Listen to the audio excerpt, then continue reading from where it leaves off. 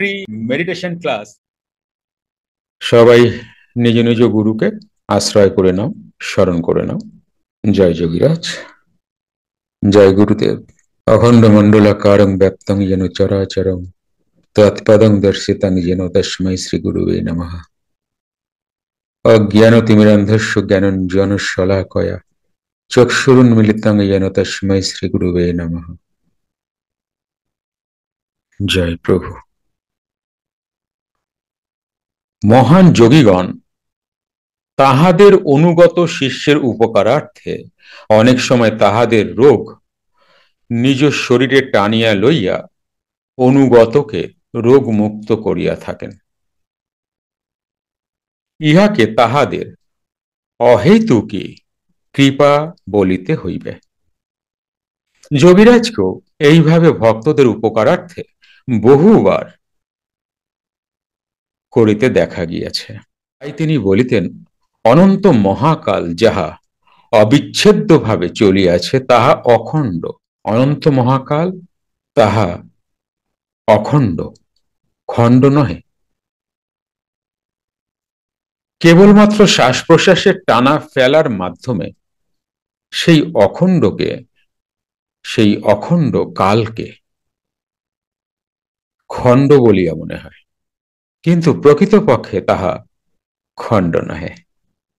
আমরা তো নাম দিয়েছি শ্বাস এবং প্রশ্বাস, তাহলে শ্বাস একটা, প্রশ্বাস একটা, কিন্তু এই দুটো তো একই।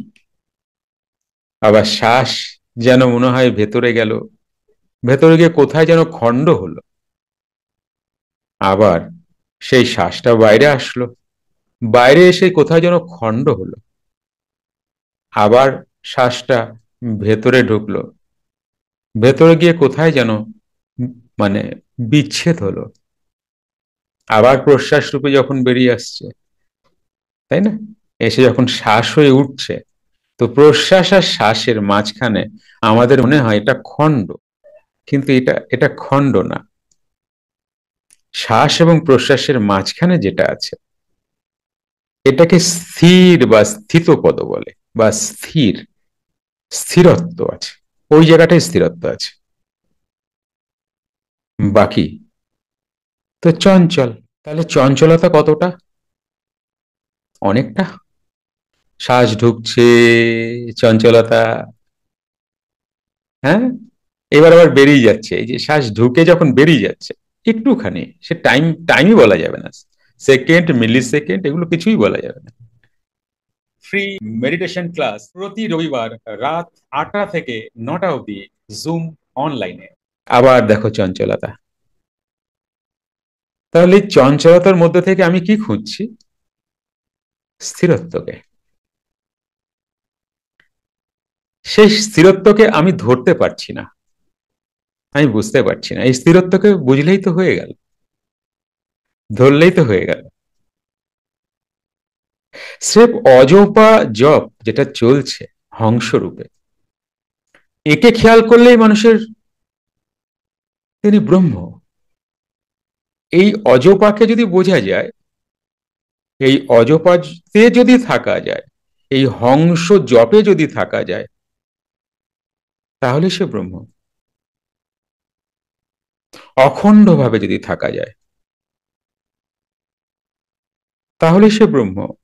জাপানের বহু প্রাচীন সভ্যতাতে এটাই তাদের প্রধান সাধনা ছিল।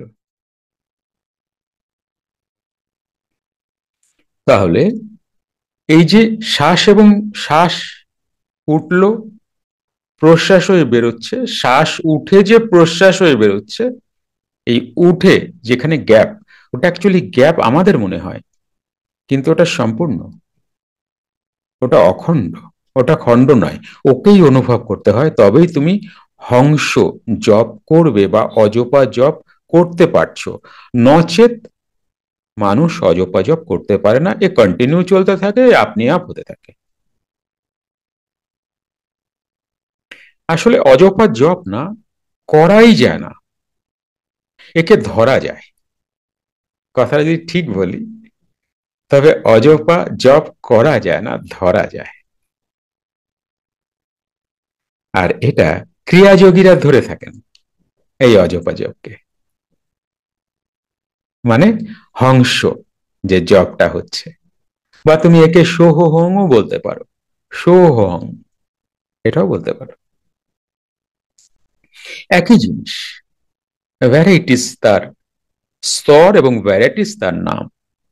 তাই তিনি বলিতেন অনন্ত মহাকাল যাহা যাহা অবিচ্ছেদ্য ভাবে চলিয়াছে তাহা অখণ্ড, কেবলমাত্র শ্বাস প্রশ্বাসের টানা ফেলার মাধ্যমে সেই অখণ্ড কালকে খণ্ড বলিয়া মনে হয়।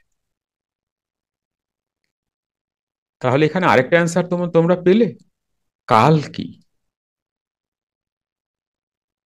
কালকে আমরা খুঁজি না, কাল কি? কালই তো প্রাণ রূপে আমাদের শরীরে বইছে, আমাদের শরীরে বিদ্যমান। কালই তো অ্যাকচুয়ালি আমাদের শরীরে বইছে। যখন এই কাল না থাকছে তখন আমরা বলি অকালে গেল। অকাল মানে কাল বর্তমান নেই। কাল মানে তুমি একে শ্বাস প্রশ্বাস বা প্রাণবায়ু বলতে পারো। আরেকটা পর্যায়ে গিয়ে কাল কিন্তু সময়, বুঝতে পারছো? আরেকটা পর্যায়ে গিয়ে কাল হয়ে যাচ্ছে সময়। সময় কিন্তু আমরা ক্যালকুলেশন করি একরকম, যোগীদের ক্যালকুলেশন আরেক রকম। তোমরা এই কাহানিগুলো শুনে থাকবে যে কেউ স্বর্গে গিয়েছিলেন, কিংবা ব্রহ্মালোকে গিয়েছিলেন, বা শিবলোকে গিয়েছিলেন, এরকম অনেক উপাখ্যান আছে। ফিরে এসে দেখেন যে তারই সংসারের যারা ছিল তাদের অনেক বয়স হয়ে গেছে, তার আর বয়স হয়নি। তাহলে এখানের কাল সময় আর ওখানের সময় আলাদা হয়ে যাচ্ছে। এটা ঢুকলে আবার অনেক কথা, অনেক বিষয়, মাথা ফাতা পাগলা হয়ে যেতে পারে। কেমন? যেমন যারা চাঁদে যায়, মহাকাশে যায়, একটা স্তরের পরে কিন্তু এই সময় ওই সময় এক নয়। একটা পর্যায়ে যখন চলে যাচ্ছে তখন কিন্তু আমাদের সময়টা ওখানকার সময় এক নয়। তোমরা এরকম অনেক কাহানি, গল্প, সিনেমা দেখে থাকবে। এবার আসি যোগীদের। তোমরা একটা পুরাণ বা আদার্সে তোমরা পেয়েছো যে মানুষের দিন আর রাত তাদের বছর কত, ব্রহ্মার দিন আর রাত তাদের আয়ু কত। তো এটাও কিন্তু ভ্যারি করে ওই হিসাবে, এটাও সময়, কিন্তু আমাদের মতো নয়। আলটিমেট প্রাণ,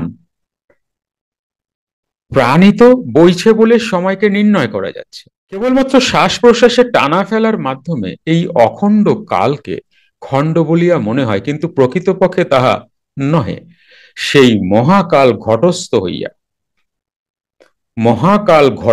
হইয়া অর্থাৎ দেহস্থ হইয়া হংস রূপে শ্বাস প্রশ্বাস রূপে জীব দেহে বিরাজমান, হংস রূপে। একটু আগে বলে আসলাম, একটু মন দিয়ে শুনো, বিষয়টা খুব ইন্টারেস্টিং। বুঝতে পারবে যে আমাদের জন্ম, মৃত্যু, সময়, কাল এগুলো কি। ফ্রি মেডিটেশন ক্লাস প্রতি রবিবার রাত ৮টা থেকে ৯টা অবধি জুম অনলাইনে। ফ্রি ক্লাসটি পেতে হোয়াটসঅ্যাপ করুন 9903680146।